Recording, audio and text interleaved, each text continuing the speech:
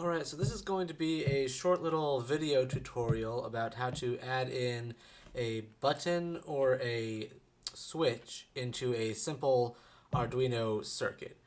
So what I have here set up is a kind of expansion on the basic Blink code that comes built into all of the Arduino software. The only thing that's different is it is running the native LED right here, but I've also just duplicated that so that it's now also blinking this built-in LED off of pin number 4. All right, so if you want to look at more info on that, you can go back to the previous lesson and I kind of go through how I went about doing that. It's pretty straightforward. What I want to talk about real quick though before we get into that is the idea of what a button and a switch do.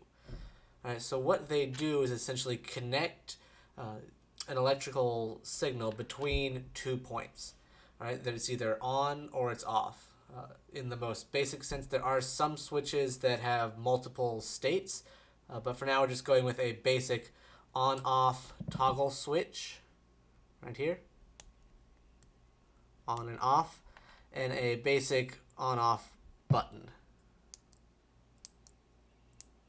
All right, so now the main difference between these, I'm just going to set them here so we can kind of see them, is that a switch, when you transition it to one state, it will stay there until you transition it back to the other. So it's either it's on and it stays on, it's off and it stays off. Whereas a button, it will only be in that state when you are pressing it. So you have to press it and hold it to keep it on, and then when you let go, it automatically goes back. You kind of hear a little clicking noise when that happens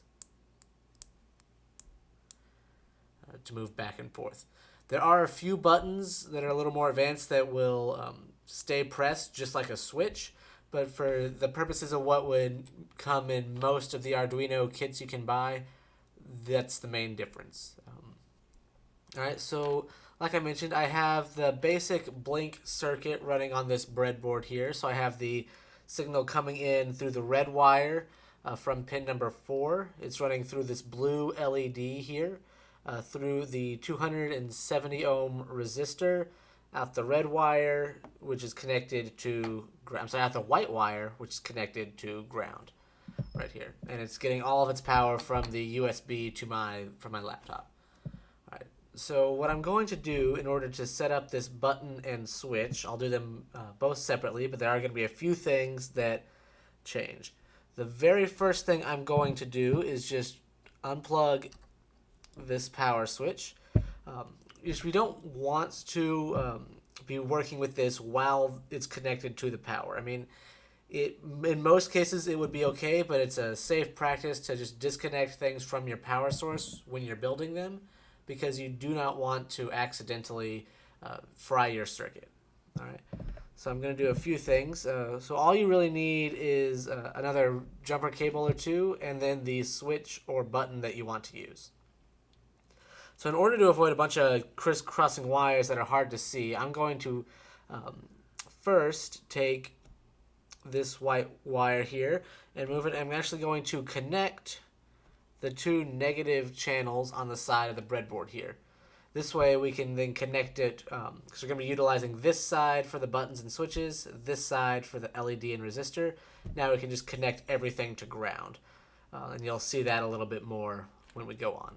All right. So I'm going to start with the button. And what the button will do is it will take signal coming in from this side, and it will connect it across to the other side, but only when the button is pressed. So now the easiest way to see this happen is if you just plug it in and have it bridge this divot in the breadboard right down the middle. I'll lift that up so you can see it. Because if you remember, the signal, it'll move vertically along the positive and negative channels here, but it'll move horizontally across these middle points, but the electrical current does not cross this middle gap. So we can use that in order to connect things. So what I'm going to do is just connect it from the output of the resistor here to one of the holes with the metal prongs in it. And then I'm going to connect it on the other side from the prong to the, I'm sorry, that's in the positive, to the negative. So now this pathway of the current will come in from this red cable. It will go into the LED through the resistor and then get passed in through this blue cable to the button. And whenever the button is pressed, it will then pass it through the white cable, which will then move down this vertical channel to this other white cable, and then back out to ground through the black one. All right, so I'm going to, actually, instead of plugging this back into pin number 4 so it's blinking, I'm going to plug this right into the constant power. If I can get that in there. There we are. So that way, once the signal is built, it'll just hold on the signal and we can see that it's there.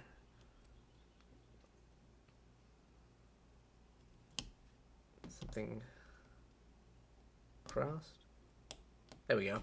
All right, so one thing to notice that I didn't realize with this button until right this very second is that the signal can pass, if you're not careful, if they're on the same vertical level. So I actually have these, it's going into the bottom left and coming out of the top right. So we can see that there. And that's actually just how the button bridges it. So now when I press the button, and the button came out.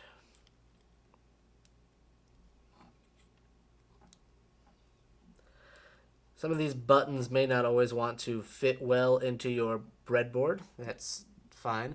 But now, I've lifted it up, I press it, and we get the light happening here.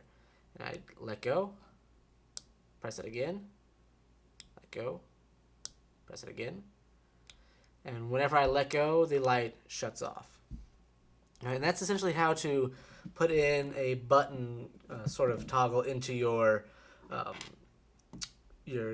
patches here. You can set them up so that way you can only trigger them when you want to physically respond to something.